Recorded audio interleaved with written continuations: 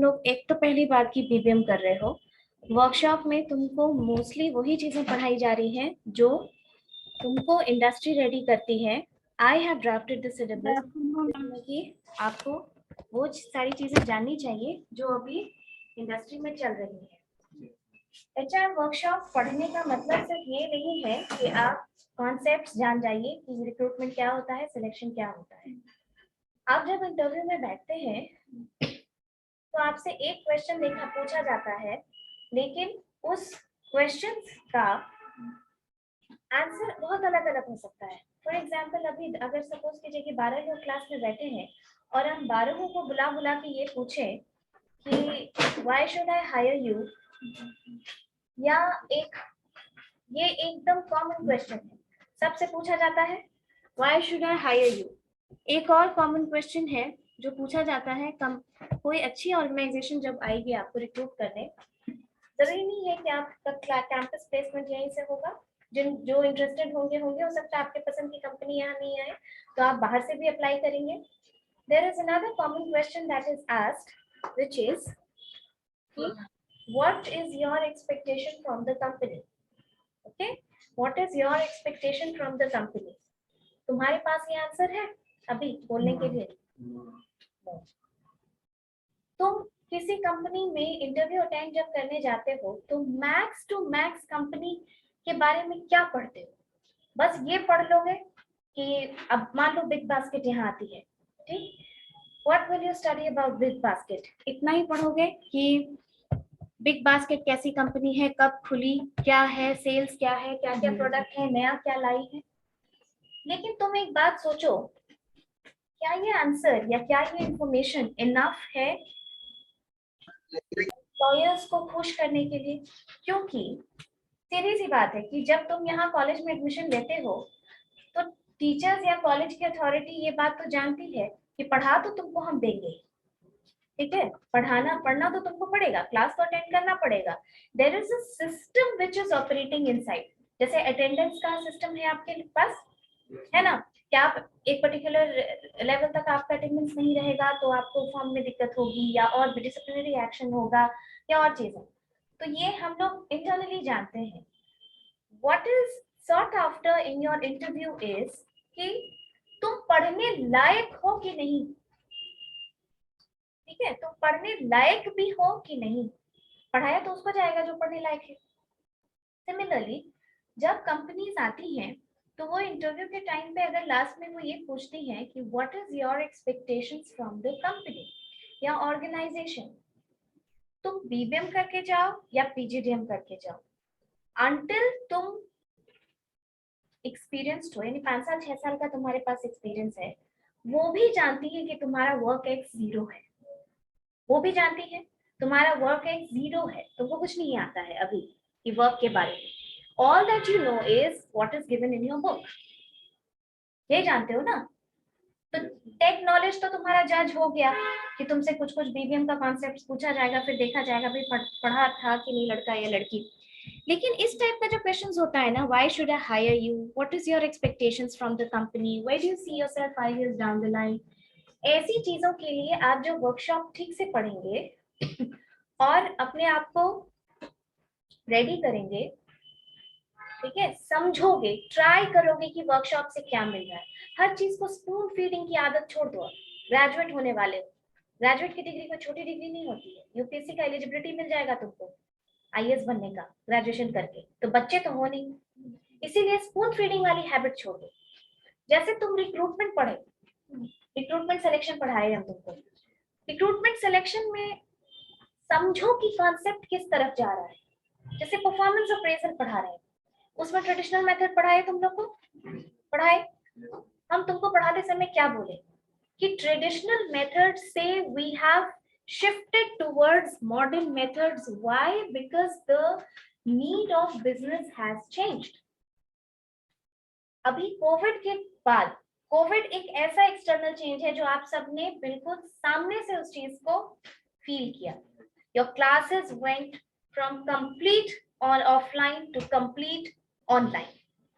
Everything was online. जो business organisations without Covid जो कभी भी 100% वर्क फ्रॉम होम नहीं ट्राई करती, क्योंकि ये बहुत बड़ा रिस्क था, what if the entire system failed, उनको इस मजबूरी में कोप अप करने के लिए 100% वर्क फ्रॉम होम करना पड़ा. Some companies, there are also the concept जो चेंज हुई है, बाउंड्री लेस ऑर्गेनाइजेशन का कॉन्सेप्ट आया है कि नहीं. देयर आर मेनी ऑर्गेनाइजेशंस जिनका कोई ऑफिस नहीं है इंडिया में, लेकिन वो ऑपरेट कर रही है वर्क फ्रॉम होम. ठीक है, बहुत सारा बहुत सारा ऑफिस है ऐसा जिसका कि ऑफिस नहीं है, कोई फिजिकल ऑफिस नहीं है, but they are operating in India. तो द थिंग इज कि बिजनेस हैज चेंज्ड. पहले जहां छोटी ऑर्गेनाइजेशंस होती थी, जहां टॉल स्ट्रक्चर ऑफ ऑर्गेनाइजेशन होता, आज भी आप ब्यूरोक्रेसी में जब देखेंगे सरकार की, जैसे डीएम वगैरह का जो पोस्ट है, प्योर ब्यूरोक्रेटिक जो तुमको मिलेगा, हॉस्पिटल मैनेजमेंट में मिलेगा, यूनिवर्सिटीज में मिलेगा तुमको. वहां पे क्या होगा, जब तक तुम एक लेवल क्रॉस नहीं करोगे तब तक तुमको अगले लेवल पे कम्युनिकेशन करने नहीं मिलेगा. जैसे कोई एक चीज जो क्लर्क साइन करता है यूनिवर्सिटी में, वो क्लर्क ही साइन करेगा. अगर वो साइन नहीं करता है तो तुम यूनिवर्सिटी से काम करा लो उसके ऊपर, नहीं करेगा पास. सिस्टम ऑफ हायरार्की है ना. बट प्योर बिजनेसेस क्या वैसे चल सकती हैं? नहीं. Things have changed. एमएनसी का बहुत ज्यादा कॉन्सेप्ट है, बिजनेसेस आर फ्लरिशिंग. डिसेंट्रलाइजेशन का कॉन्सेप्ट ज्यादा हो रहा है, क्योंकि डिसेंट्रलाइज समझते हैं आप लोग, डेलीगेशन ऑफ अथॉरिटी. मान लो कि कोई ऑर्गेनाइजेशन है इंडिया में काम कर रही है, जैसे कि एक ऑर्गेनाइजेशन हम तुमको बताते हैं. एक ऑर्गेनाइजेशन है Alkem labs limited. This is an MNC. ये फार्मास्यूटिकल कंपनी है, बहुत बड़ी फार्मास्यूटिकल कंपनी है, एंड दिस इज फिफ्थ और sixth largest pharmaceutical company in India. This is an MNC. It exports it's medicine even outside India. अब इसका कई जगह पे फैक्ट्री है. जैसे मुंबई इसका कॉर्पोरेट हेडक्वार्टर है. ठीक, मुंबई है. आर&डी इसका मुंबई में है. इसके अलावा दमन में इसका प्लांट है. हिमाचल प्रदेश में डिस्ट्रिक्ट है सोलन डिस्ट्रिक्ट है. बद्धी एक जगह है हिमाचल प्रदेश में, जहां which is known as the hub of Asia, क्योंकि वहां maximum number of registered and unregistered companies काम करती हैं. ठीक है, ठीक है. वहां बद्री में इसका बहुत बड़ा प्लांट है. Then it has another plant in Sikkim. ठीक है, नॉर्थ ईस्ट में, क्योंकि वहां की गवर्नमेंट ने इसको बहुत सारी सब्सिडी दी, जैसे सेल्स जोन बनता है ना, उस तरीके का. अब तुम सोचो कि जो प्लांट सिक्किम में है, क्या वो उसी कंडीशंस में ऑपरेट कर रहा है जो प्लांट मुंबई में है? No. The challenges, the local challenges that are present in Sikkim are completely different. वहाँ लैंडस्लाइड का प्रॉब्लम है, वहाँ ट्रांसपोर्टेशन का थोड़ा प्रॉब्लम है, वहाँ रोड्स का प्रॉब्लम होता है. तो ये पॉसिबल नहीं है कि आप वहाँ की मैनेजमेंट को इस बात पे रिस्ट्रिक्ट करके रखिए कि जब तक हेडक्वार्टर से इंफॉर्मेशन नहीं आएगा, यानी सेंट्रलाइज चीजें अगर चली तो डिसीजन मेकिंग में बहुत देर होगी, क्योंकि लोकल कंडीशंस क्या है वो वहीं सिक्किम में लोग जानते हैं. तो वहां की मैनेजमेंट को कुछ हद तक डेलीगेशन ऑफ अथॉरिटी करना होगा, ताकि क्विक डिसीजन मेकिंग चले, वहां के लोगों को इतना हैजल ना हो. So can you see the business has changed. हम लोग परफॉर्मेंस अप्रेजल पढ़ रहे थे. परफॉर्मेंस अप्रेजल जब आप पढ़ रहे हैं तो आप ट्रेडिशनल मेथड्स कितना देखेंगे परफॉर्मेंस अप्रेजल में. क्या क्या था ट्रेडिशनल मेथड्स, एक बार चलो रिवाइज कर लेते हैं.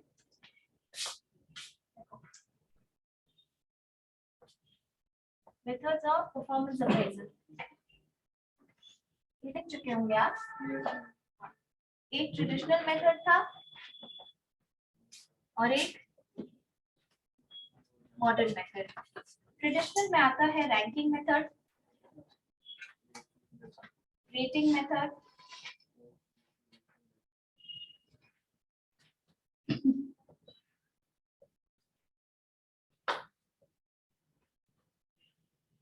post distribution method, field review method,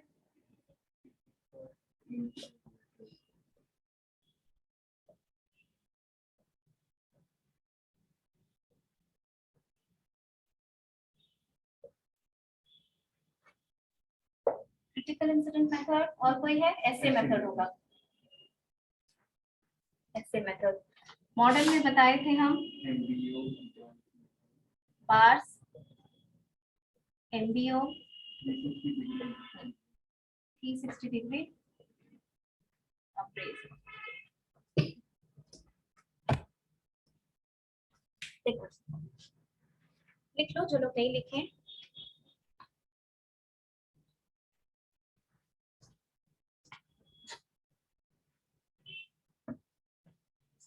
वो एमबीओ मैनेजमेंट का ऑब्जेक्टिव है। हाँ वही है।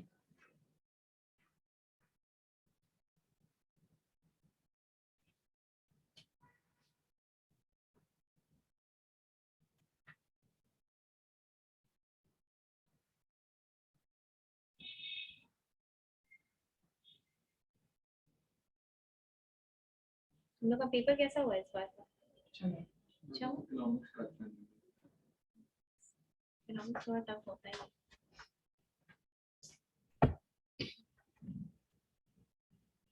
डन।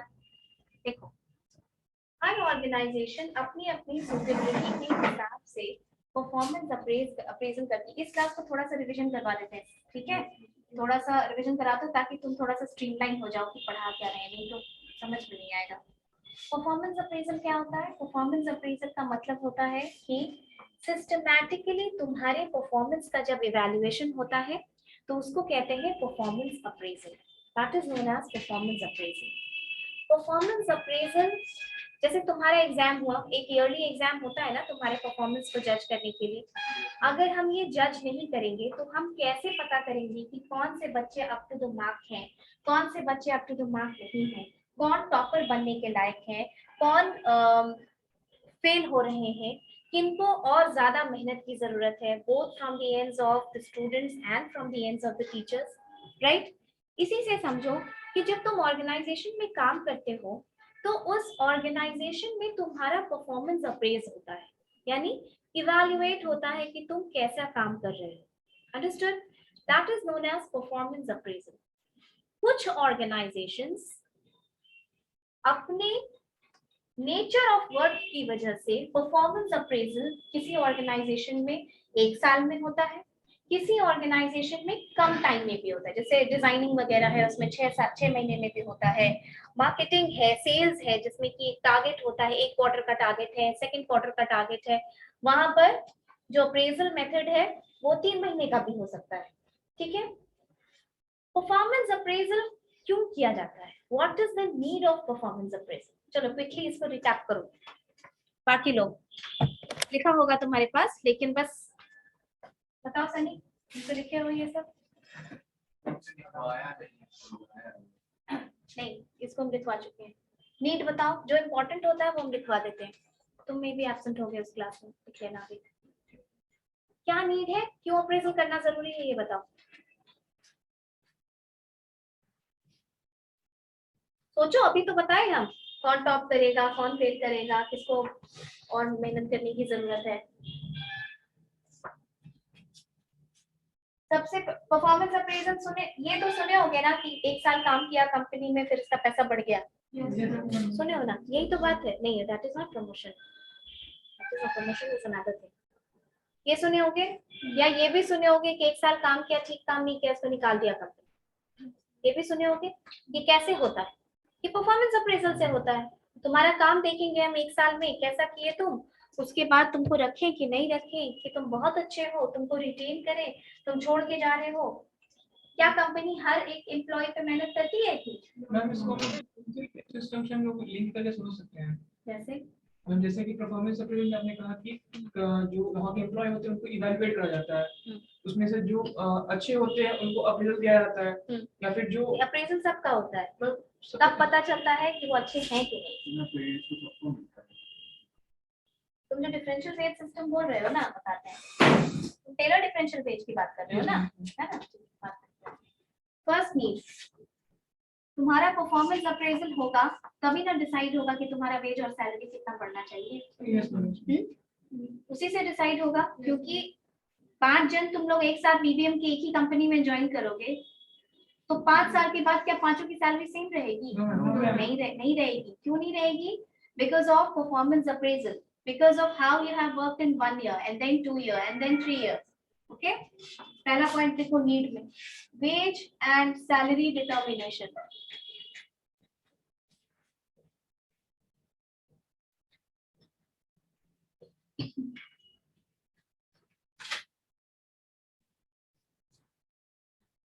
और बताओ, तुम जो बोले एग्जैक्टली हम टेलर वेज डिफरेंशियल सिस्टम नहीं ऐड करेंगे, लेकिन हम कुछ और लिखेंगे जो तुम्हारा कॉन्सेप्ट से मिलता जुलता है। इंसेंटिव, यस मैम, ठीक है। इंसेंटिव क्या होता है? It's a monetary reward over an extra. तुम अब जैसे कि कोई टारगेट, जैसे कि देखो कंपनीज आती है, अब तुम लोग सेकेंड ईयर में हो तो प्लीज अब थोड़ा सा ध्यान दो। जॉब डिस्क्रिप्शन वगैरह आता है जो तुम्हारे सीनियर्स का, उसका जॉब डिस्क्रिप्शन का लेटर पढ़ो। किसी सीनियर से कांटेक्ट है तो उन लोगों का जो आता है उसको देखो, समझो क्या होता है। इंसेंटिव जैसे मान लो बायजूस आई और तुमको एक पैकेज दी। क्या पैकेज दी? 7 लाख पर एनम, ये पैकेज दी, ठीक है। अब उसमें उसने लिख दिया 5.5 lakh per annum fixed plus कितना बचा?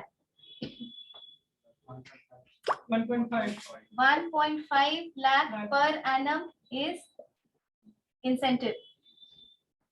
मतलब समझ में आया इसका? Yes ma'am. क्या मैम जो 5.5 लाख वो फिक्स है, मैम वो तो सीटीसी है। हाँ, सीटीसी दोनों है। वो जब भी सीटीसी बोलेगा तो वो दोनों को फिक्स करके बोलेगा कि तुम्हारा सीटीसी 7 लाख पर एनम है। उस सीटीसी में वो स्प्लिट करता है कि 5.5 लाख इज फिक्स, वो तुमको मिलेगा। वो मेरा वो क्या सैलरी है वो 1 साल का, मतलब वो, और उसमें जो 1.5 लाख जो है वो मेरा इंसेंटिव है। मैम वो तो उसको डिटरमाइन कैसे करेंगे कि वो मेरे को मिला है कि नहीं मिला है? वो नहीं मिलेगा अगर तुम टारगेट अचीव नहीं करोगे। हाँ, ठीक है, वो फिक्स्ड या वेरिएबल कंडीशन रहता है वो। वो that is conditional in case you achieve that target और नॉट। जैसे ये सेल्स वालों के साथ आपको बहुत दिखेगा, मार्केटिंग वालों के साथ बहुत दिखेगा, इंश्योरेंस वालों के साथ दिखेगा। ठीक है, इस तरीके का जॉब जो टारगेट बेस्ड होता है उसमें तुमको इस तरीके का वेरिएबल स्प्लिट दिखेगा जॉब डिस्क्रिप्शन में। तो ये हुआ तुम्हारा इंसेंटिव। अब ये एक 1.5 लाख भी इंसेंटिव भी अंदर से स्प्लिट होता है कि तुम ठीक है इंसेंटिव के लिए एलिजिबल हो, पर कितने इंसेंटिव के लिए एलिजिबल हो। मान लो तुमने उतना सेल्स कन्वर्ट करके कंपनी को नहीं दिया तो उतना इंसेंटिव तो नहीं मिलेगा तुमको। ठीक है, सो दिस इज इंसेंटिव। और क्या नीड होता है, और सैलरी परफॉर्मेंस अप्रेजल कंपनी क्यों करती है?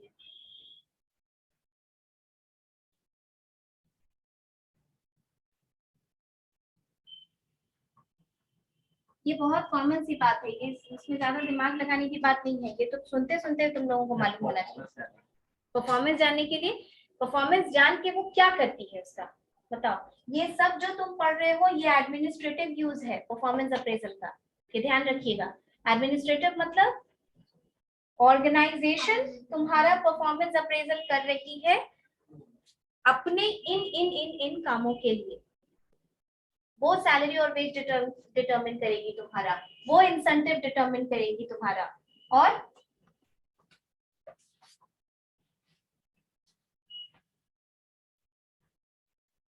ट्रांसफर एंड प्रमोशन नहीं होता है इस बेसिस पे। देखो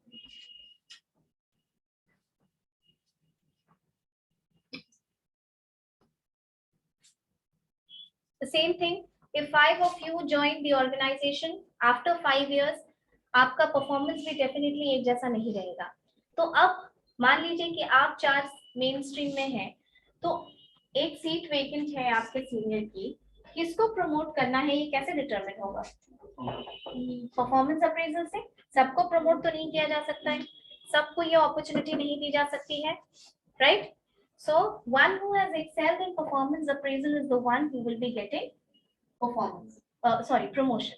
ठीक, अब ये डिमोशन के लिए भी यूज होता है।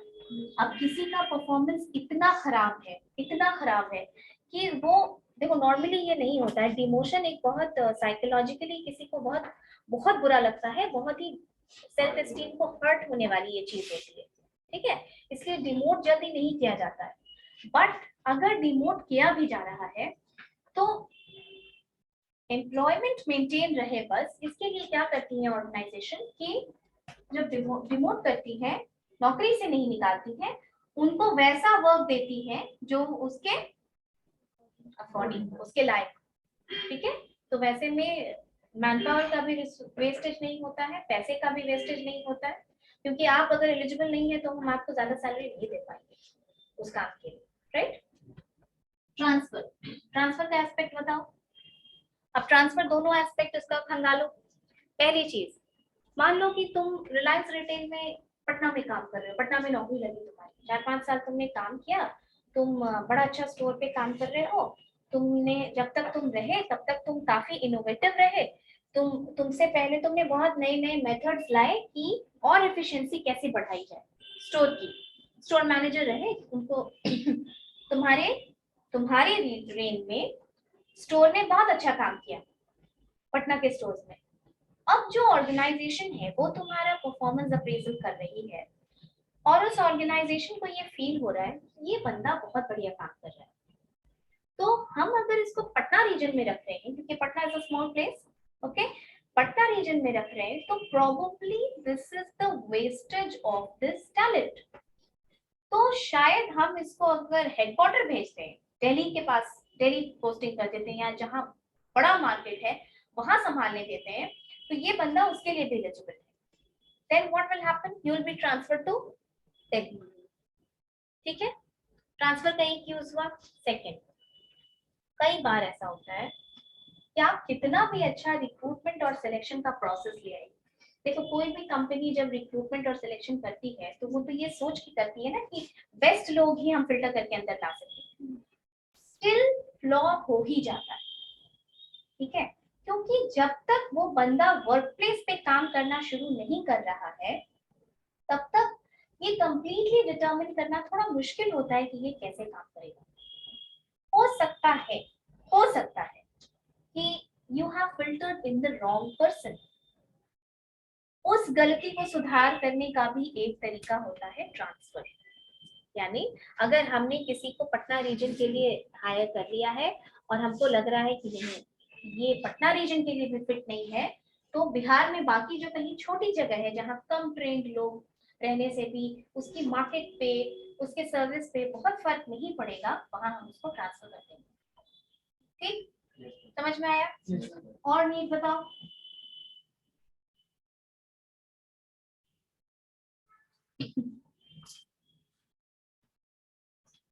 देखो, रिटेनिंग हाई परफॉर्मेंस इंडिविजुअल्स,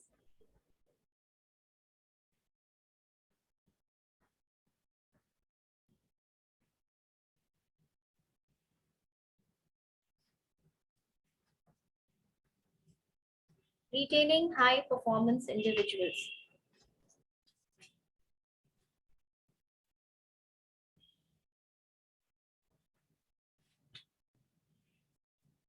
आपने ये सुना है मैं बड़े भैया दीदी या किसी बड़े से आपने ये सुना होगा कि मैं ऑर्गेनाइजेशन छोड़ करके जाने वाला था, मैंने तो रिजाइन भी कर दिया था, पर मुझे एक्स्ट्रा ऑफर देख के वहां पे रोक लिया गया, नहीं चेंज किया। क्यों रोक, तुमको क्या लगता है कि जितने लोग छोड़ के जाते हैं सबको रोक लिया जाता है?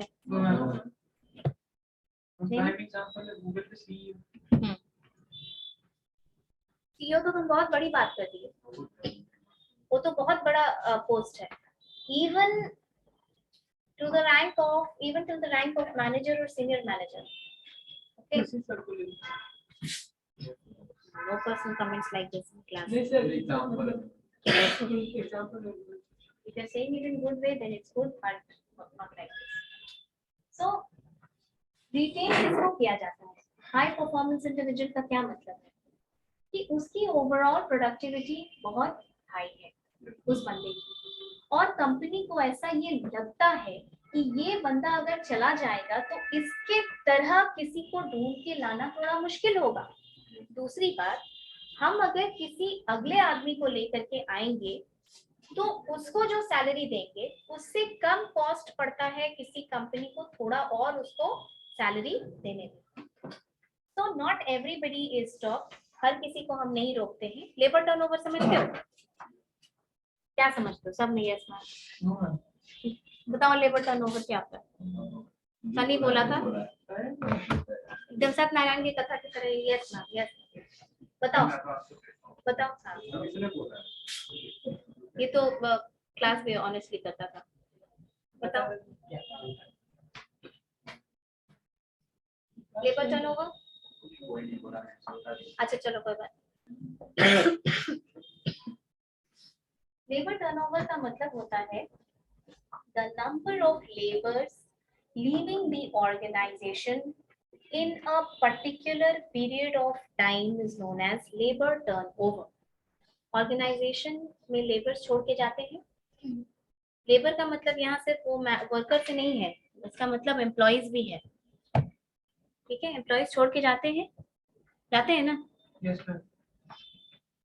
ये एक मेजर प्रॉब्लम बन गया है आज, स्पेशली टेक्नोलॉजी के फील्ड में। जो इंडस्ट्री टेक्नोलॉजी से डील कर रही है, जैसे आईटी, जैसे इलेक्ट्रॉनिक्स, इन जगहों पे लोगों का छोड़ के जाना बहुत कॉमन फिनोमिनल हो गया है। 5% तक हम मानते हैं कि लेबर टर्नओवर इज फाइन। किसी इंडस्ट्री में अगर 5% तक उसके लेबर छोड़ के जा रहे हैं तो कोई बात नहीं है। इसके ऊपर अगर छोड़ के जा रहे हैं तो भाई कुछ दिक्कत है, क्योंकि आपको रिक्रूट करने में, आपको सिलेक्ट करने में, आपको प्लेस करने में, आपको ट्रेन करने में, आपका अप्रेजल करने में और फिर पैसा बढ़ाने में, आपको काम सिखाने में कंपनी का पैसा खर्च होता है। रिसोर्सेज नहीं यूटिलाइज होता है, यू नॉट से कि वेस्ट होता है। लेकिन अगर आप छोड़ करके चले गए फिर से उसको, क्योंकि तुम जब काम करते हो, जब तुम काम शुरू करते हो तो तुम्हारा परफॉर्मेंस यहाँ रहता है, यहाँ से परफॉर्मेंस बढ़ना शुरू होता है। तो शुरू में तो तुमको कुछ नहीं आता था जहां तक तुम ट्रेन हो रहे थे। अब यहाँ के बाद बाय द टाइम तुम काम सीखना शुरू किए, तो जब काम सीखोगे तब ना फटाफट काम करोगे, तो तुम्हारी प्रोडक्टिविटी भी पहले से बढ़ेगी। अब तुम्हारी प्रोडक्टिविटी बढ़ी और तुम छोड़ के चले गए ऑर्गेनाइजेशन। तो जब तुम उस पोजीशन पे आए कि तुम अब ज्यादा डिलीवर कर सकते हो, उस वक्त तुमने काम छोड़ दिया। अब कंपनी अगर किसी नए बंदे को भी लाएगी तो उसको तो इतना टाइम का लैग चला गया ना कंपनी के पास। काम सीखने सिखाने, या एक्सपीरियंस्ड आदमी को भी लेके आएगी तो एडजस्ट करने में। ठीक है, इसीलिए लेबर टर्नओवर 5% तक कंपनीज अलाउ करती है, उसके बाद प्रॉब्लम होता है। So this is high performance. जो इंडिविजुअल्स होते हैं जो बहुत अच्छा काम करते हैं, उनको परफॉर्मेंस अप्रेजल में आइडेंटिफाई किया जाता है। उनको 2-3 कारणों से आइडेंटिफाई किया जाता है। एक तो कंपनी नहीं चाहती कि वो छोड़ के जाए। दूसरा, अगर कोई ऐसा प्रोजेक्ट है, कोई ऐसा वेंचर है जो ऑर्गेनाइजेशन के दिमाग में है और उसको चाहिए कि किन बंदों को हम ये प्रोजेक्ट एलोकेट करें। ठीक है, हाई परफॉर्मेंस इंडिविजुअल्स जो है, अगर वैसा कुछ है तो उनको आइडेंटिफाई किया। ऑन साइट सबको मिलता है क्या? ऑन साइट अब्रॉड में जो आईटी कंपनीज वाले अपॉर्चुनिटी देते हैं, क्या सबको दिया जाता है ऑन साइट? जो जैसे कि टीसीएस इंडिया में हो, टीसीएस जोहानिसबर्ग में अगर वहाँ के कोई प्रोजेक्ट के लिए भेजना है तो भेजा जाएगा। वहां भेजने का कॉस्ट बहुत हो, 7-8 लाख रुपए सिर्फ एक बंदे के ट्रेनिंग पे खर्च होता है। अब इतना पैसा अगर कंपनी लगा रही है तो किसी पे भी तो नहीं लगा देगी, सोच सकते हो तुम। और वहां जाके भी तुमको डिलीवर करके उतना काम रिटर्न करके कंपनी को देना है। रिटर्न ऑन इन्वेस्टमेंट समझते हो ना, आरओआई समझते हो ना? ये आरओआई तो इंडिविजुअल का होना चाहिए हाई। समझ में आया? तो ये एक रीजन होता है। और कोई कारण कुछ सोच सकते हो? एक और बहुत इम्पोर्टेंट कारण है तो तुम लोग को ध्यान में ही नहीं आ रहा है।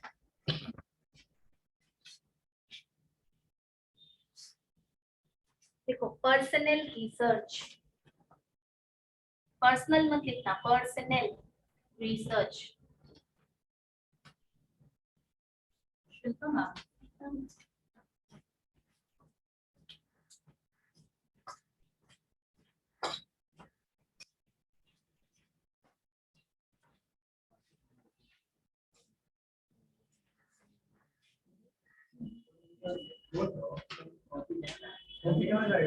कंप्लीट नहीं हुआ।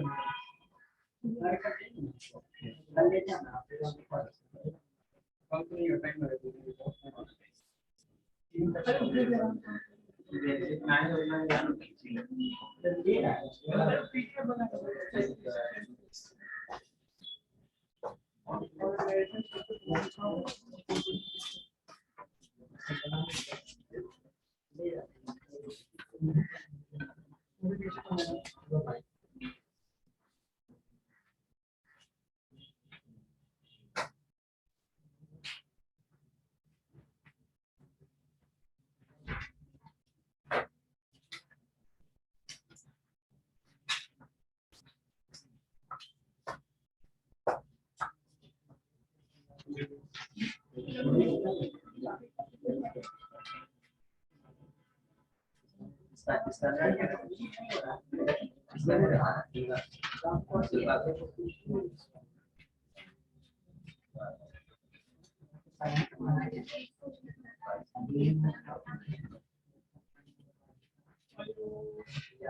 है? चौथे तक में पढ़ाई मैंने।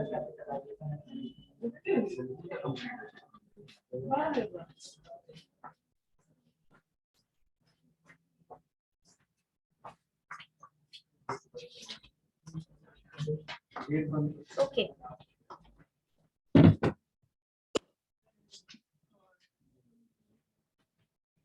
Next is personal research. Personal research. Theories याद है आपको? मोटिवेशन की theories? अभी तो पढ़ के गए होंगे तो पास एग्जाम दिए हो। मैं तुमका दिमाग में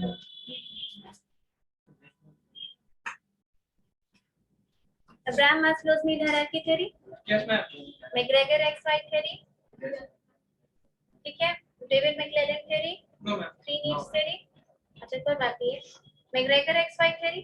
हाँ, ये थ्योरीज क्या थी? ये थ्योरीज बिहेवियरल अप्रोच थी, यानी कि सर्टेन बिहेवियर पे प्रोडक्टिविटी कैसी बढ़ती है इसी के बारे में थी ये थ्योरी।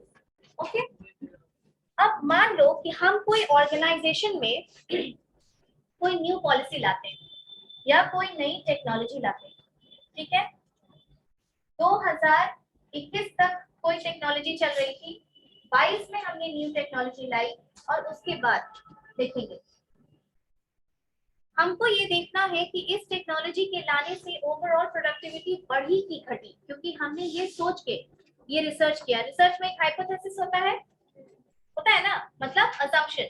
हम एक असम्पशन करते हैं और फिर उसको प्रोसीड करते हैं ये प्रूव करने के लिए कि असम्पशन हमारा सही था कि गलत था।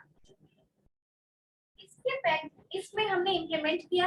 अब बाद में इसके हम ऑनगोइंग ईयर्स में देखेंगे कि परफॉर्मेंस कैसा था, यहाँ परफॉर्मेंस बढ़ा कि घटा, ये देखने के लिए तुम कंपेयर तो पीछे वाले परफॉर्मेंस से करोगे ना, करोगे पीछे वाले परफॉर्मेंस से। पीछे वाले परफॉर्मेंस का डेटा कहाँ से आएगा? परफॉर्मेंस अप्रेजल से आता है ना, परफॉर्मेंस अप्रेजल का जो डेटा प्लस बहुत सारी ऐसी थ्योरीज हैं, बहुत सारी ऐसी थ्योरीज हैं जो कि ये डिटरमिन करती है कि कॉज इफेक्ट रिलेशनशिप एस्टैब्लिश करता है कि क्या करने से प्रोडक्टिविटी बढ़ती है, परफॉर्मेंस बढ़ता है। तो इन सब चीजों के लिए परफॉर्मेंस जो अप्रेजल होता है उसका जो डेटा होता है वो रिसर्च का डेटा बनता है। ओके, कि ऐसा ऐसा बिहेवियर लाया हमने, ये न्यू रूल लाया, ये पॉलिसी लाई, तो एम्प्लॉइज खुश थे। अब ये सब देखो, क्लास में 12 लोगों के बीच में ये समझ पाना बहुत मुश्किल है, लेकिन जिन ऑर्गेनाइजेशंस का ब्रांच स्विट्जरलैंड में है, न्यूयॉर्क में है, अफ्रीका की बहुत सारी कंट्रीज में है, जो अभी जस्ट बडिंग ऑर्गेनाइजेशन, बडिंग कोई वेंचर है, वैसे वैसे 3 लाख 4 लाख एम्प्लॉइज काम कर रहे हैं। तुम सोच सकते हो कि वहां पे एक पॉलिसी को लाने में, इम्प्लीमेंट कर देने में कितना ज्यादा ब्रेनस्टॉर्मिंग की जरूरत पड़ती है ना, कि कोई एक पॉलिसी जो कि एक एमएनसी है, वहां किसी का कहीं का एचआर पॉलिसी लाने के लिए भी कितनी ज्यादा ब्रेनस्टॉर्मिंग की जरूरत पड़ती है, कितना रिसर्च होता है, तब जाके वो पॉलिसी इम्प्लीमेंट होती है। इट्स नॉट कि हम लोगों ने एक सेंटेंस में पढ़ लिया और समझ लिया। ठीक है, ये था नीड, क्यों जरूरत होती है। अब इन सबको सर्कल करके तुम डाल लो कि ये क्या है, ये administrative use of performance appraisal है। देखो,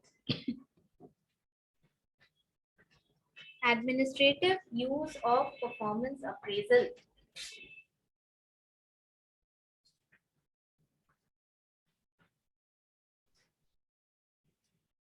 परफॉर्मेंस अप्रेजल का एडमिनिस्ट्रेटिव यूज के अलावा भी कोई यूज होगा? तुम्हारे लिए एज एन एम्प्लॉय सोच के Yes, देखो। ma'am. बताओ। हाँ, कि अगर हम कंपनी स्विच करते हैं, कंपनी चेंज करते हैं, तो वहां पे तो हम एज अ सीवी भी उसको हम रिप्रेजेंट कर सकते हैं सामने। बिल्कुल, ये तुमने पॉजिटिव एस्पेक्ट बताया परफॉर्मेंस अप्रेजल का, कोई नेगेटिव एस्पेक्ट बताएगा? नेगेटिव एस्पेक्ट, अगर किसी का परफॉर्मेंस खराब हो जाता है तो क्या होता है? What's your name? I forgot your name. Amrit, बताओ। Not participating in the class, चुपचाप सुन रहे हो। I don't think so there is any negative aspect. There is. देखो, परफॉर्मेंस अप्रेजल का मतलब होता है ये देखना कि तुम्हारा परफॉर्मेंस कैसा रहा। अब हो सकता है, it is possible, it might be possible that there is an employee whose performance was good for the 2 years but has deteriorated over the period. ये हो सकता है। Yes. अब उसका परफॉर्मेंस, अगर कोई बंदा अच्छा कर रहा है, क्लास में कोई लड़का अगर अच्छा कर रहा है, फर्स्ट ईयर में बहुत अच्छा कर रहा है, सेकंड ईयर में अच्छा कर रहा है, थर्ड ईयर में आके फेल हो जाए, तो थोड़ा सा तो ये वियर्ड है कि ऐसा भी क्या हो गया कि वो फेल हो गया। तो अगर इस टाइप का केसेस होता है, तो इन दैट केस जो परफॉर्मेंस अप्रेज करता है, यानी जो तुम्हारा इमीडिएट बॉस है, मैनेजर है, वो in a spirit of cooperation, you know, अगर हम तुमको तुम्हारी सिर्फ गलती बताएं, रिप्रिमांड करें क्लास में, कंडेम करें, तुमको ये नहीं आता है, तुमको वो नहीं आता है, तो इससे क्या होगा ना कि तुम डिस्करेज हो जाओ, डिमोटिवेट हो जाओ। लेकिन अगर, क्योंकि सबके सामने भी बोला, ये भी एक फैक्टर है। Now if I see that somebody is not participating, किसी को कुछ प्रॉब्लम है समझने में, and if I call him or her in isolation, class के बच्चों से हटा के, और तब पूछी क्या प्रॉब्लम है, कोई दिक्कत है तो बोलो। अलग से तुमको हेल्प चाहिए, कुछ बच्चे होते हैं ना जिनको कि थोड़ा धीरे से समझ में आता है, 2 बार बोलोगे तीसरी बार में समझ होता है, ऐसा कोई बड़ी बात नहीं है। So sometimes you need to make an effort for those employees also. हो सकता है किसी एम्प्लॉय को कुछ प्रॉब्लम हो रही है काम करने में, तो उस केस में मैनेजर की ये रिस्पॉन्सिबिलिटी बनती है कि उसका परफॉर्मेंस अप्रेजल देख के उसके सेल्फ इम्प्रूवमेंट का स्कोप बनाएं, उसको ये रियलाइज कराएं कि you are faltering on certain things, कुछ चीजों में तुम्हारा गड़बड़ हो रहा है, कुछ चीजों में तुमको एक्सेल करना है।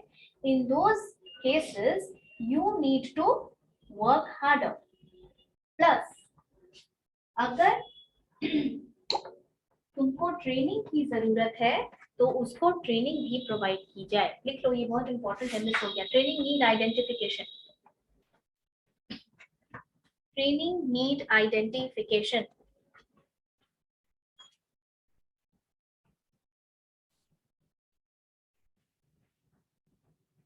मतलब सेल्फ इम्प्रूवमेंट में the manager will talk to that person in a spirit of cooperation, in a good spirit of cooperation, और उसके बाद वो ये डिटरमिन करेगा कि क्या इसको और ज्यादा ट्रेनिंग की जरूरत है, क्या इसको कुछ अलग से हेल्प चाहिए, इज देयर एनी प्रॉब्लम। आजकल के टाइम पे, ठीक है, अभी के टाइम पे जब स्टेजेस ऑफ करियर पढ़ोगे तुम लोग, करियर डेवलपमेंट में थर्ड ईयर, तुम्हारे सीनियर तो अभी पढ़ा के खत्म किया करियर डेवलपमेंट, जब पढ़ोगे तो तुम डिफरेंट स्टेज पे जब जाओगे तो उसमें एक फेज आता है जिसको कहते हैं मिड करियर, जो कि जनरली रेंज करता है 35 साल के आसपास, 10 साल का लगभग एक मिड करियर होता है। 35 इयर्स का लगभग एज किस तरीके का एज होता है, जहां पर कि आप या तो अपने करियर में सेट हो चुके हैं, या हो रहे हैं, या आप बिल्कुल ही डिटीरिएशन की तरफ बढ़ रहे हैं। मोस्टली ये करियर उन लोगों के लिए बहुत अग्रेसिव होता है, ये टाइम, जिनको आगे बढ़ना होता है लाइफ में, 30-35। इस समय आपको, अगर आपने अच्छा काम किया है अपने 20s में and you know you had a good career before that, तो आपको बहुत सारी अच्छी अपॉर्चुनिटीज मिलेंगी। लेकिन ये वो एज भी होता है जहां most of you are mostly married, okay, most of you probably have children. तो यहाँ पे एक प्रॉब्लम एसोसिएट किया जाता है which is known as mid career crisis, ठीक है। यानी यहाँ पर अभी का ट्रेंड क्या है सोसाइटी का, husband and wife both are working, ठीक है, इसकी वजह से क्या प्रॉब्लम आ रहा है, डुअल करियर प्रॉब्लम्स कहते हैं। जब प्रॉब्लम्स पढ़ाते हैं चार्ट में, तो ये भी एक बहुत बड़ा प्रॉब्लम है कि हस्बैंड घर में भी स्ट्रेस्ड है क्योंकि उसको घर की भी जिम्मेदारी हो गई, क्योंकि वाइफ काम कर रही है। अब वाइफ घर में भी स्ट्रेस्ड है, ऑफिस में भी स्ट्रेस्ड है, मिला जुला के दोनों स्ट्रेस्ड है, बच्चे को पालने में भी स्ट्रेस्ड है, पैसा कमा रहे लेकिन पूरा स्ट्रेस्ड है, राइट। ये सारे प्रॉब्लम्स भी तुम्हारी ओवरऑल प्रोडक्टिविटी को वर्क प्लेस पे इम्पैक्ट करता है। और इसके लिए अच्छी अच्छी ऑर्गेनाइजेशन, जो बड़ी बड़ी ऑर्गेनाइजेशन हैं, वो काउंसलिंग करती हैं, काउंसलिंग प्रोवाइड करती हैं। Is there any problem, can I help you with your personal problems and all that. तो कई बार जो परफॉर्मेंस अप्रेजल का जो रिजल्ट होता है, वो ऐसी चीजों की तरफ भी ध्यान ले जाता है मैनेजर्स का। Okay, will and the class here. Next class में थोड़ा सा रिवीजन के साथ ये आगे बढ़ाएंगे।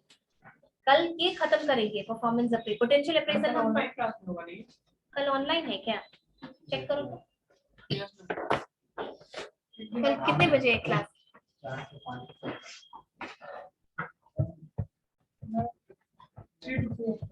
3 to 4 है। मैम ऑनलाइन में हम लोग यहीं से कंटिन्यू करेंगे।